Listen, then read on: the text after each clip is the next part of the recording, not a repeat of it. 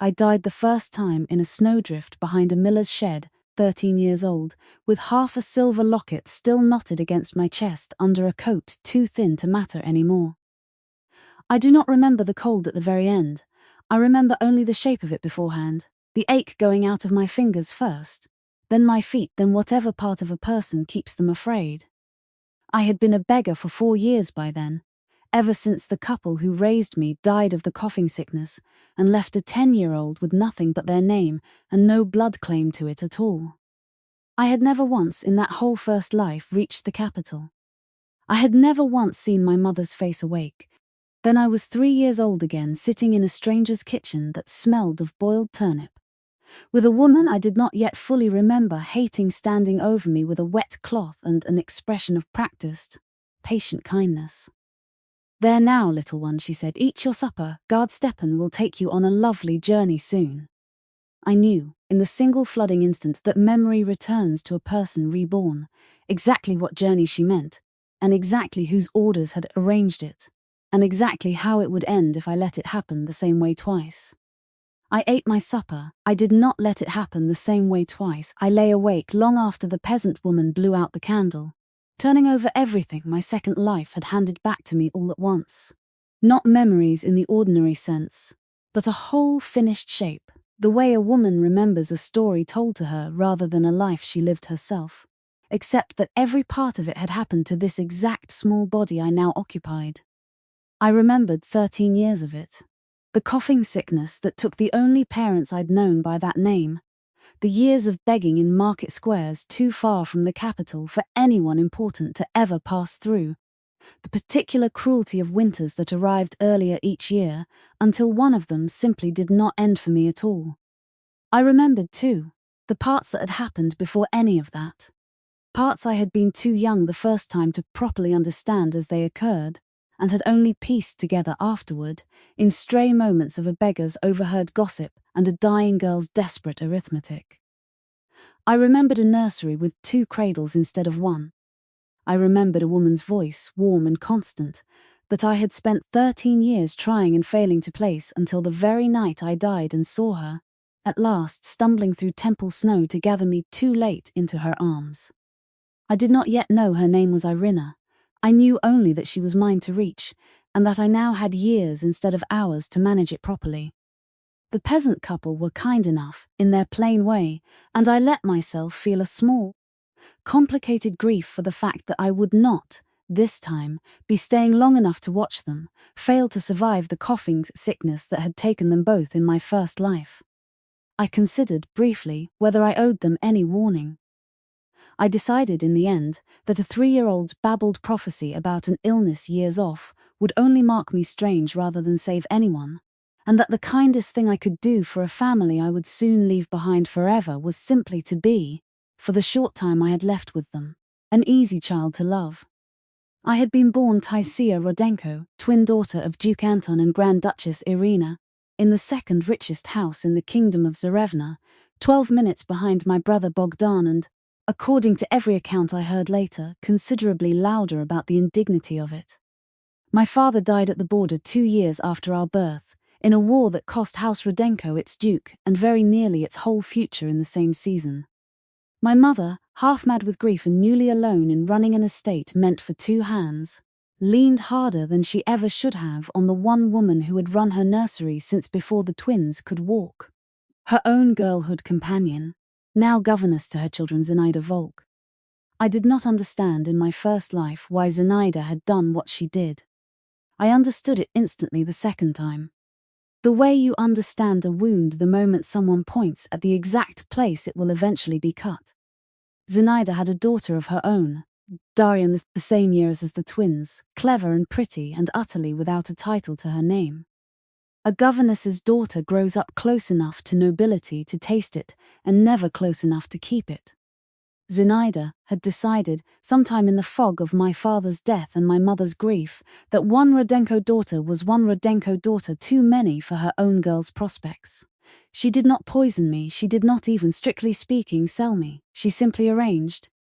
During a night when bandits struck near the river crossing and the whole household fled in screaming confusion, for a bribed guard to carry a squalling 3-year-old in the opposite direction from everyone else, and to tell my mother, once the chaos settled, that the current had taken me before he could reach the bank. A drowned child cannot be a rival, she told Guard Stapon, in a conversation I did not remember hearing until my second life handed it back to me whole, and a grieving mother rarely asks to see a body the river has already kept. I understood, turning that memory over in the years that followed, that Zenaida had not begun as a monster. She had begun, I think, as a woman who had spent 20 years managing someone else's household with more competence than she was ever thanked for, watching her own clever daughter grow up bright and beautiful and entirely unable to inherit so much as a single field, while a squalling infant, 12 minutes younger than her brother, would someday be handed a fortune for no better reason than the order in which she'd been born. Grief and war had simply handed Zenaida the one unwatched night she needed to turn 20 years of quiet resentment into a single, irreversible act. That understanding did not soften what came after. It only meant that when I finally faced her again, years later, I recognized in her something more complicated than a fairy tale villain, and it made the reckoning harder to want rather than easier, even as I understood it was still entirely owed. Bogdan, meanwhile, grew up 2 cradles over from an empty one no one ever quite let him forget. Doted on by a grieving mother who could not always look at her surviving twin without seeing, in the same breath, the daughter she believed the river had taken. I did not know this. In my first life, I only learned it in my second, from Bogdan's own halting account of a childhood spent half certain his mother's love for him came tangled up with a grief he could never fully separate it from. Guard Stepan carried me 2 days' ride from the estate and left me, in exchange for a purse heavier than his conscience, with a childless peasant couple in a village too small to appear on any map House Rodenko's stewards would ever consult. They were not cruel people, I want to say that plainly, because I spent the early weeks of my second life half-braced to discover otherwise, the way you brace for a wound you already remember taking. They fed me, they called me their own, in time, and might have loved me honestly, had illness not taken them both within the decade, leaving a child with no name that meant anything, and no proof of the one that had. In my first life I had worn the locket half the whole time regardless, sewn deep into the lining of whatever coat I owned, because some instinct even a 3-year-old possesses had told me it mattered more than anything else I carried. I had simply never known how to make it matter to anyone with the power to act on it, and by the time I understood what a court physician's testimony or a matching pendant might be worth, I was 13 and dying behind a miller's shed with no one left alive who could vouch for either. This time, I intended to reach the capital while I was still young enough for someone to believe a child's face over a grown beggar's desperate claim.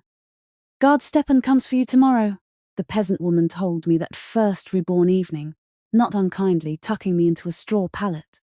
"A fine lady's arranged a good home for you in the capital," she says. "You're a lucky little thing." I was not, in fact, going to be a lucky little thing if the plan ran its old course. I lay awake most of that night, turning over every scrap of memory I had of the geography between this village and the Rodenko estate, and fell asleep, still turning it over, and woke with the beginning of an actual plan instead of only a warning. I did not go quietly the second time. I let Stepan believe I would, right up until the second night of the journey, when he stopped to water the horses at a crossroads inn and left me, for the length of one careless conversation with the innkeeper, tied only loosely to the cart's rail because a 3-year-old had never yet given him reason to tie her properly. I had spent that whole day, small and patient, working the knot looser with fingers a grown man would never have thought a toddler's hands capable of managing. I had, after all, already spent 13 years once learning exactly how much a desperate child's hands could accomplish, given enough motivation and enough time. I slipped free while he argued with the innkeeper over the price of oats, and ran, not toward the road, which he would search first, but toward the stable yard behind the inn, where a boy perhaps 10 years old was mucking out stalls by lantern light. "Please," I said, in the plainest, smallest voice I owned, "hide me. A bad man means to sell me where no one will ever find me."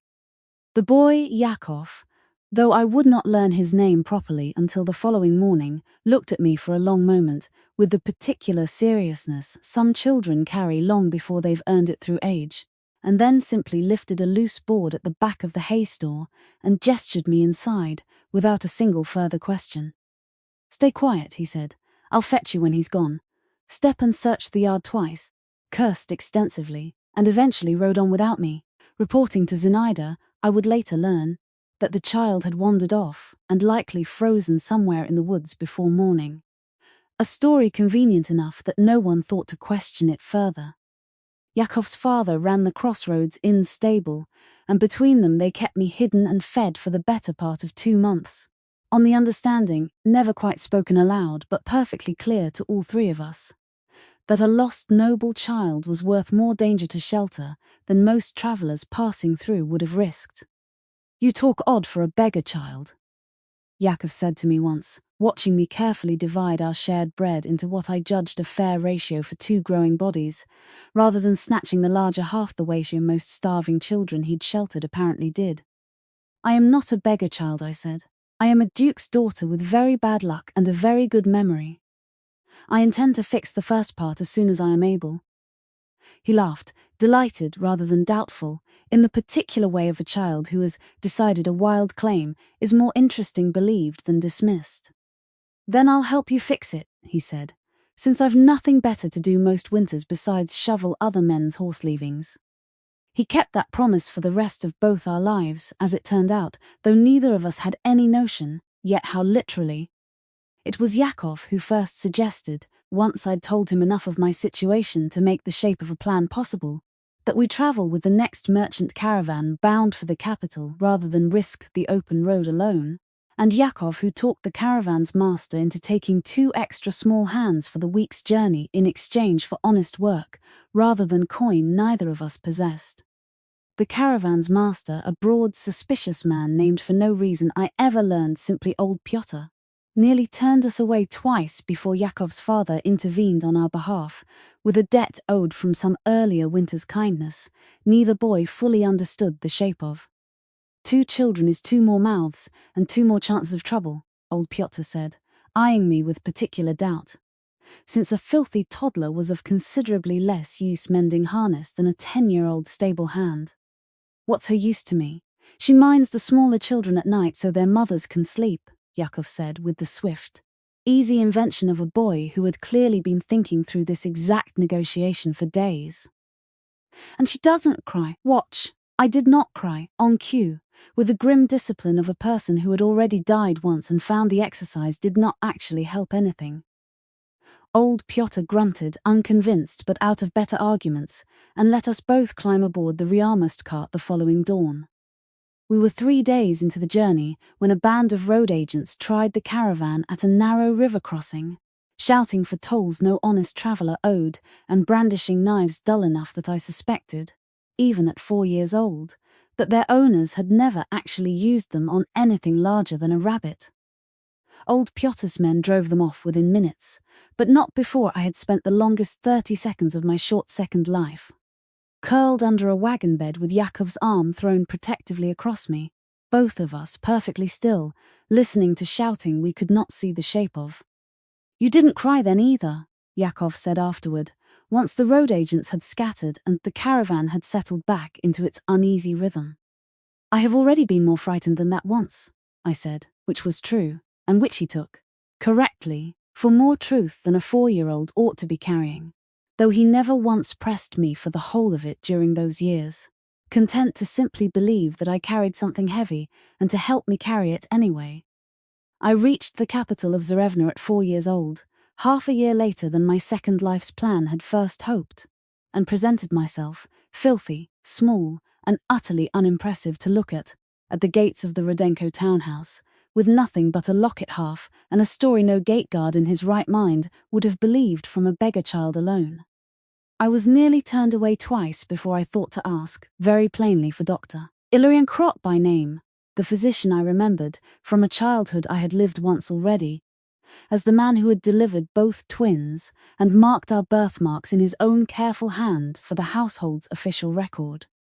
He came to the gate himself, more out of professional curiosity than any real belief, and went very still the moment he saw the locket half against my palm. "Where did a beggar child come by Rodenko silver?" he said, quiet and sharp, crouching to my level. "My mother gave it to me before I was taken," I said. "I have a strawberry mark behind my left ear, shaped like a berry with 3 seeds, exactly as you recorded it in the birth ledger the week Bogdan and I were born. I know that because I remember you writing it, Doctor, though I understand perfectly well why you cannot yet believe that a 4-year-old remembers such a thing." He examined the mark himself in silence for a very long moment and then said, in a voice gone suddenly unsteady, "I recorded that mark myself. I have told no living soul its exact shape in 4 years, child. Whoever you are, you did not learn that detail from gossip." He took me inside that same hour and sent, before he had even finished washing the road grime from my hands, for the Grand Duchess herself. My mother did not believe it either, not at first, and I did not blame her for it. 4 years of mourning does not unclench easily for a beggar child with a silver trinket and an improbable memory. "My daughter drowned," she said, standing very rigid in her own receiving room, Bogdan hovering pale and silent at her elbow, Zinaida Volk standing just behind them both, with an expression of careful, correct sympathy that I recognized.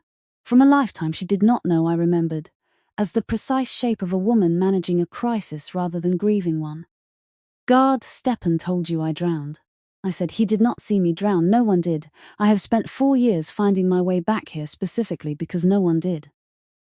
I held out the locket half and watched my mother's hands shake taking it, and watched her fit it, with fingers that had clearly kept the matching half on her own person every single day of those 4 years, against a pendant she drew from beneath her own collar. The 2 halves locked together with the small, unmistakable click of metal cut to fit no other shape in the world, forming complete for the first time in 4 years, the engraved crest of House Rodenko whole across both our palms. She did not speak for a long moment after that, then she sank to her knees on her own receiving room floor, heedless of her skirts, and gathered me into arms that finally, had not come too late.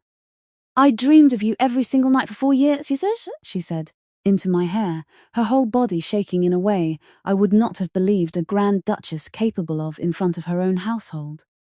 I told myself it was only a mother's madness, that dreaming of a living child did not mean she was living. I stopped telling myself that the day Ilarion sent for me. I do not think I properly believed it even walking down that hallway.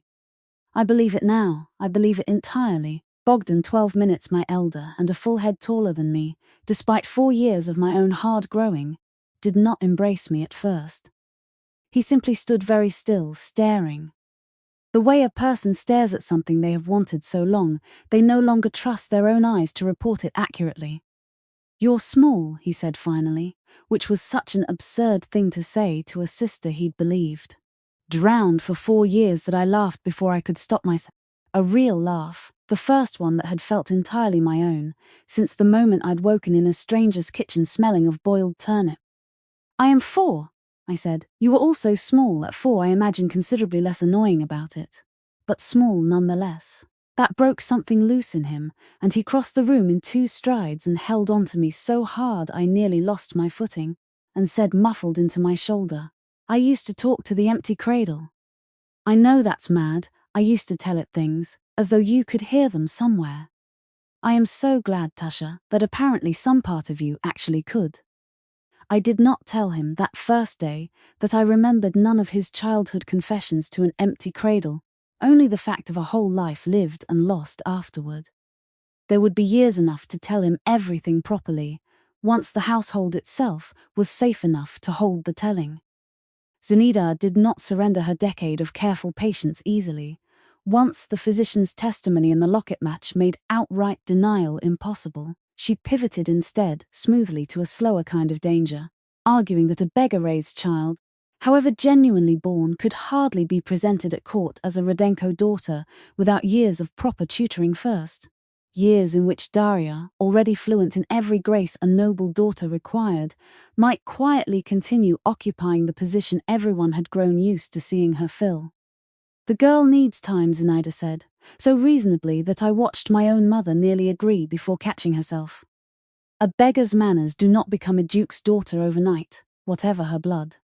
I only wish to spare the child public embarrassment, and the house public scandal, while she learns what she was denied.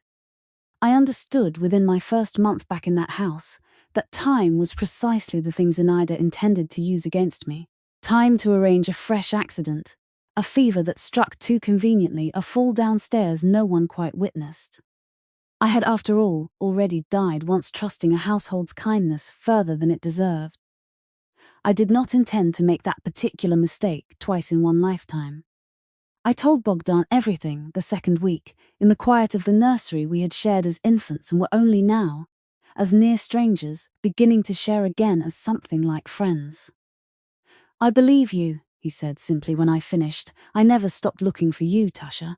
Not once. Not for a single year.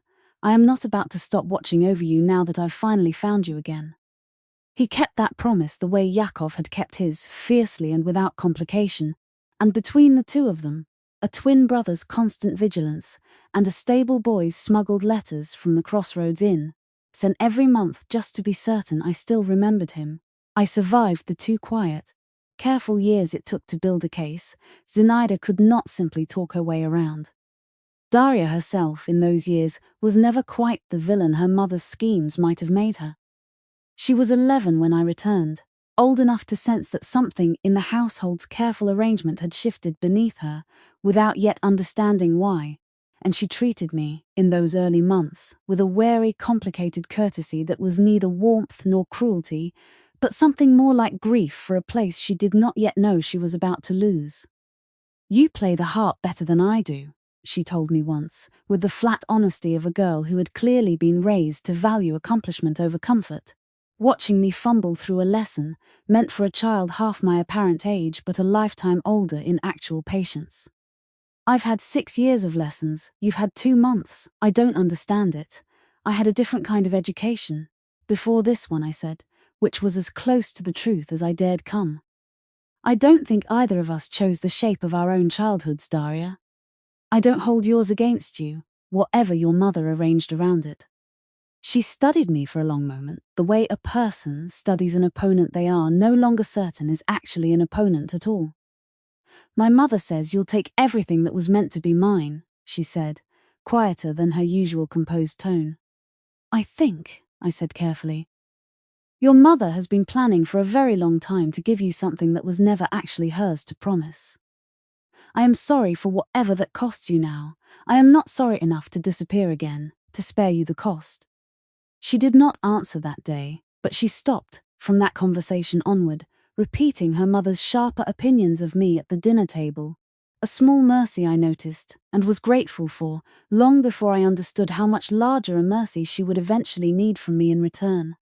My mother engaged a court tutor for me within the month, a brisk, exacting woman named for her own precision Madame Osipova by half the capital's noble households, who arrived expecting to spend a full year teaching a beggar-raised child her letters from nothing, and found instead a 5-year-old who could already read a full page of Court Zarevnan without stumbling, though I took care in those early lessons to feign a convincing struggle over sums I had, in truth, been keeping in my head since I was old enough to count the coins other beggars managed to collect and compare them, bitterly, against my own.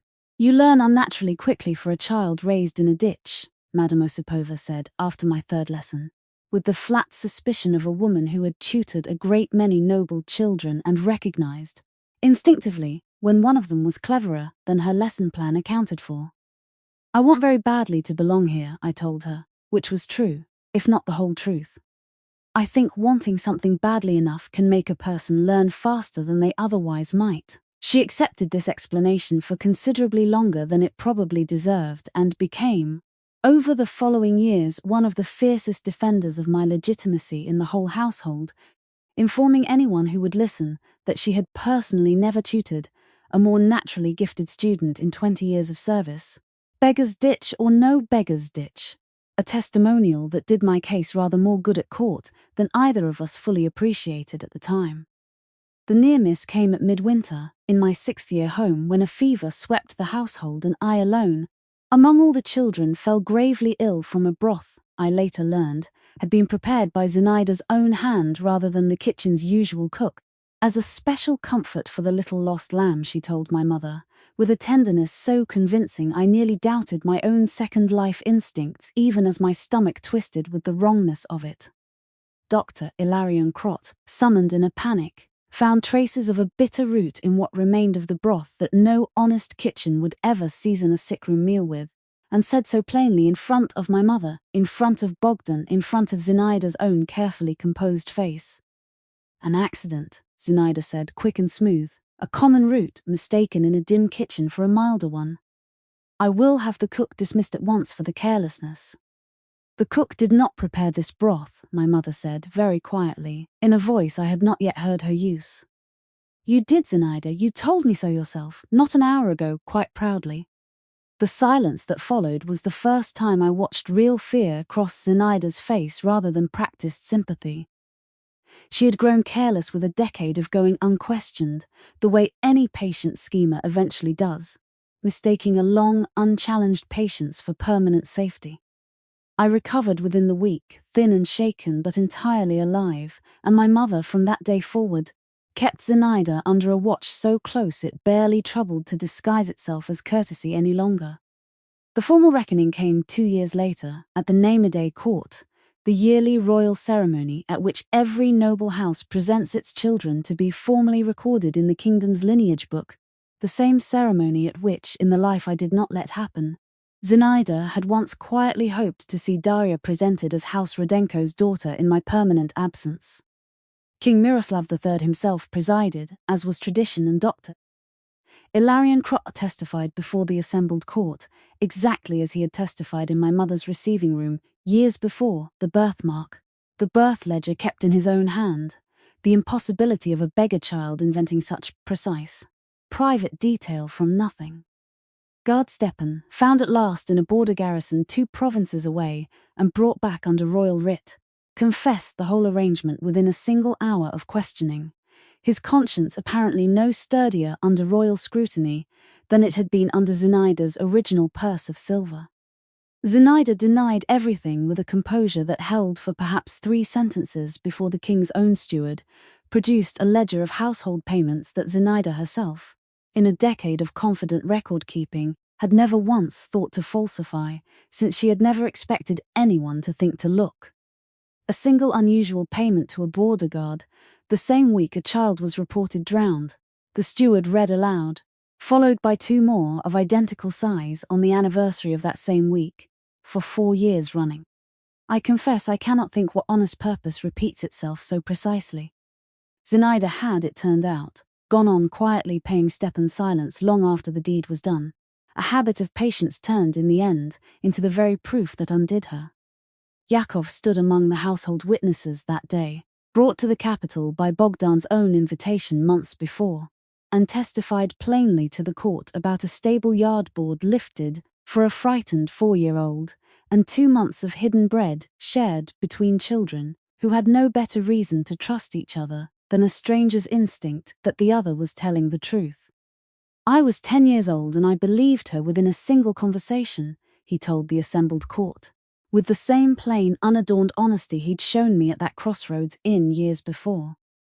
I have watched a great many noble households since, waiting on their horses and their harness, and I have never once seen a beggar child invent a story half so specific, or half so unconcerned with impressing anyone, as the one this one told me the night I hid her. King Miroslav, listening to a stable boy's testimony with the same close attention he'd given the court physicians, remarked afterward that he found it more convincing than half the sworn statements he'd heard from titled men that same year, a comment that made its way around the capital's gossip within the week, and did Yakov's later standing in that same court no harm at all.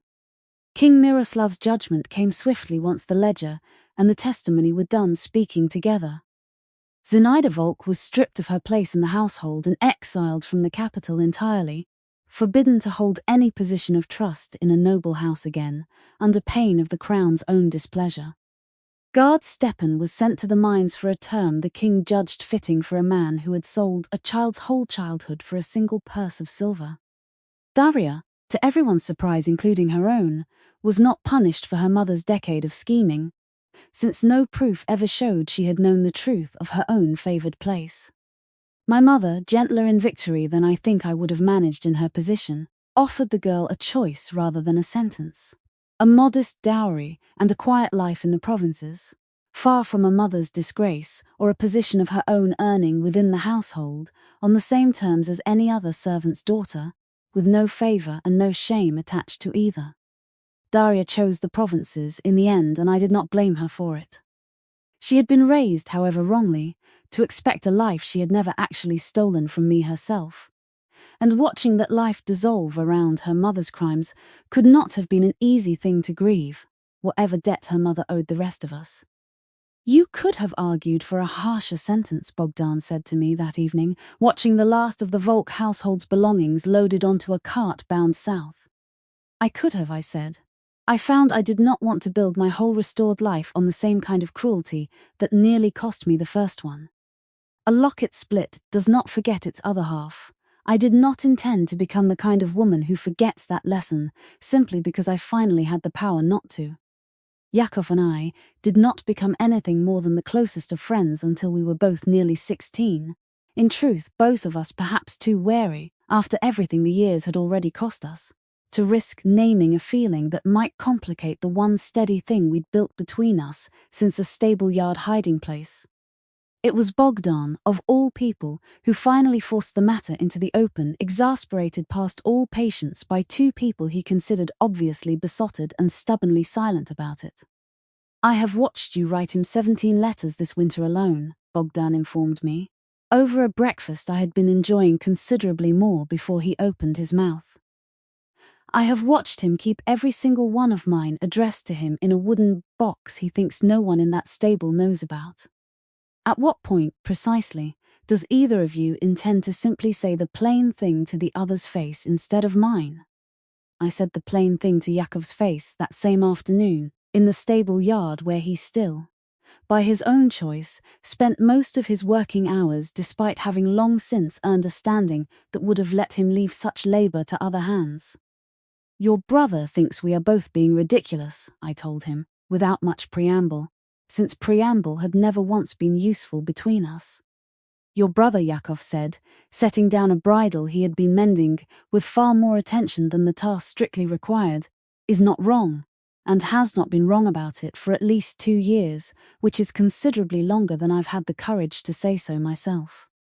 I did not marry Baron Fyodor Yaskin, the politically convenient match my mother's council proposed once I was old enough and properly presented to be worth proposing matches for at all. He was a perfectly pleasant man, by every account, and I told my mother so honestly the week the proposal was raised. He is pleasant, I said, and I do not love him, and I have already spent one lifetime discovering exactly how much it costs to build a family on a foundation that only looks sturdy from the outside. I would rather build mine properly the first time, if you'll permit me the choice. My mother, who had spent 4 years learning the same lesson from the opposite direction, permitted it without much argument at all. Baron Fyodor Yaskin took the refusal with far better grace than I had privately expected, arriving in person to hear it rather than accepting it by letter, which I counted in the end as the most genuinely likable thing he did in our entire brief acquaintance. I confess I am more relieved than wounded, he admitted. Over tea, he'd requested specifically to deliver the conversation properly rather than avoid it. I have heard the stable boy speaks of you the way men usually only speak of horses they've bred themselves from a foal. I did not think I could compete with that particular devotion, and I am not certain, on reflection, that I would have wanted to spend a marriage trying. You're a better man than the arrangement gave you credit for being, Baron. I told him honestly, and meant it. Do let me know, he said, rising to leave, if he ever proves less devoted than advertised. I shall consider the offer perpetually open, purely out of spite for how smugly your brother has been telling this whole story at court. Yakov, for his part, had spent the years between that Crossroads Inn and my formal restoration quietly rising through House Rodenko's own stables under Bogdan's deliberate patronage. From stable hand to master of horse to, by the time I was old enough for the court to consider marriage proposals seriously, a man of genuine standing within the household, regardless of the title he still lacked. My mother had watched the two of us grow up, half in each other's letters, for years before either of us said anything plainly aloud about it, and when I finally asked her outright whether she would object to a stable master rather than a baron, she only laughed, tired and fond. "I spent 4 years grieving a daughter I thought the river had taken," she said. "I find I have very little patience left, Taisiya, for objecting to the shape of a happiness that actually arrived. Marry the boy who hid you behind a hay bale without asking a single question first. I cannot think of a finer qualification for a husband than that." I married Yakov instead, the stable boy who had hidden a filthy, terrified 4-year-old behind a loose board without asking a single question first, who had smuggled letters to a nursery for 2 long years simply because he'd promised to, who had never once, in all the years between that Crossroads Inn and this wedding, treated my restored title as anything more remarkable than the girl underneath it. "I once told you I'd help fix your bad luck," he said at the wedding feast, "since I'd nothing better to do most winters besides shovel horse leavings." I confess I did not expect the fixing to take quite this shape. "Complaints on our wedding day?" "None whatsoever," he said, only observing that a stable boy marrying a duke's daughter is on the whole considerably better work than I once imagined myself qualified for. Bogdan married 2 years before I did, a quiet, sharp-witted baroness named for reasons that never entirely made it into this account, and fathered a daughter of his own within the year. A fact he announced to me the morning of her birth, by bursting to my dry rooms at dawn already mid-sentence about how she had the exact same unimpressed scowl you wore the day Ilarion first showed you to the household. "Tasha, I'd know that scowl anywhere. It runs in this family, whether the physician's ledger records it or not." He doted on his own daughter with the same fierce, unembarrassed devotion he'd shown recovering mine, and made a standing tradition from her earliest years onward of telling her the story of an empty cradle and a sister who came back exactly the way other families told children about brave knights or clever foxes. Not as a sad story, in his telling, but as proof that persistence eventually pays a debt the world owes it. We had 2 children in the years that followed, a daughter first, whom I named Yeva, after no one in particular except my own private hope for a life entirely her own to grow into, and a son after her, whom Bogdan insisted with an uncle's shameless favoritism on nicknaming the second-best twin in this family, a joke that never once stopped being funny to him no matter how many times my mother sighed at it over dinner.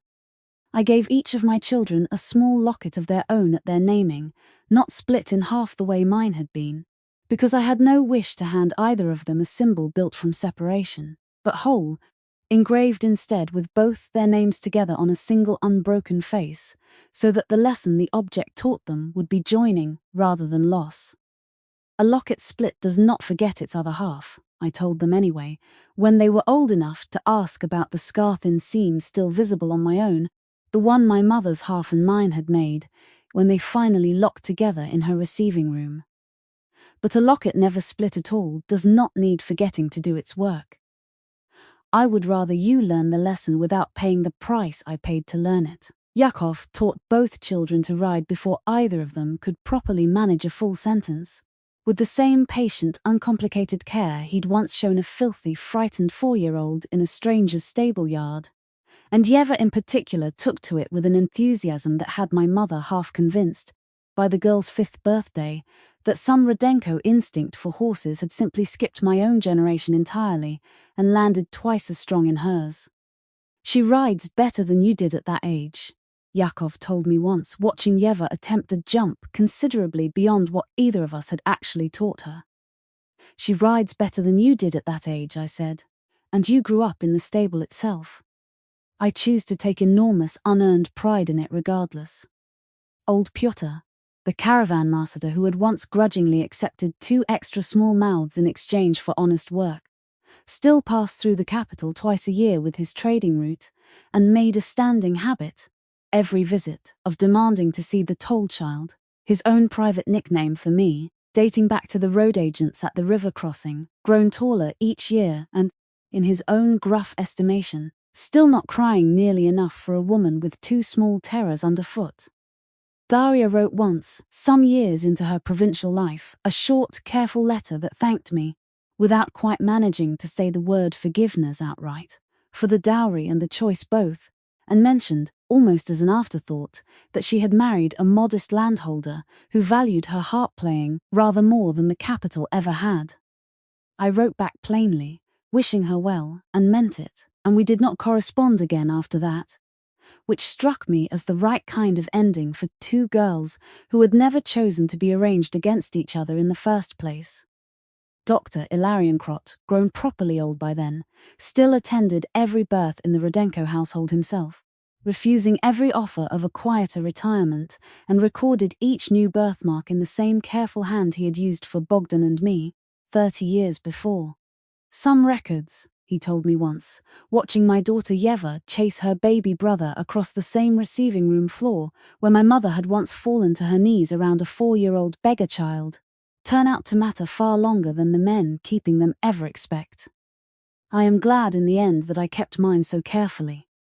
My mother lived long enough to see both her grandchildren through Yeva's own naming day presentation at court, standing beside me in the same hall where Zinaida's scheme had finally come undone, and remarked, watching my daughter solemnly accept the court's formal blessing with considerably more composure than her own mother had managed at a similar age, that she had stopped, somewhere in those later years, waking each morning half-braced for some fresh grief to prove the happiness temporary. I spent so many years certain that loving anyone that much was simply an invitation for the world to take them, she told me the night of the presentation, watching Bogdan's daughter and mine fall asleep in a single tangled pile of limbs before the hearth. I am glad to have been wrong about that in the end, for as long as I have left to enjoy being wrong. I heard many years later that Zinaida Volk had died quietly in the far province she'd been exiled to, having never once, in all that time, attempted to write or send word to the daughter she'd schemed so patiently on behalf of. I do not know what to make of that silence even now. I have wondered more than once whether it was shame or pride, or simply the particular grief of a woman who could not bear to watch, even from a distance, the ordinary happy life her own choices had cost her the right to share in. I chose in the end not to feel triumphant about it. There is very little triumph left to feel, I have found, once the actual reckoning is a decade behind you, and the only thing remaining is the life you built in its aftermath. That life, most days, looks like this. A stable master who still checks the stitching on his own children's boots himself, rather than trusting the task to anyone else. A twin brother who tells the same cradle story to 3 different nieces and nephews. Now with no less feeling than the first telling, a mother grown soft and unguarded in her old age in a way the woman who once knelt in temple snow could probably not have imagined for herself. And 2 children of my own who have never once had to wonder, the way I did for 13 long years of a life that no longer belongs to me, whether anyone in the world was looking for them at all. I am glad of it too. I have been every single day since a stranger's kitchen smelled of boiled turnip and handed me, impossibly, a second chance to make my own arrival matter. A locket split does not forget its other half, neither in the end did any of us.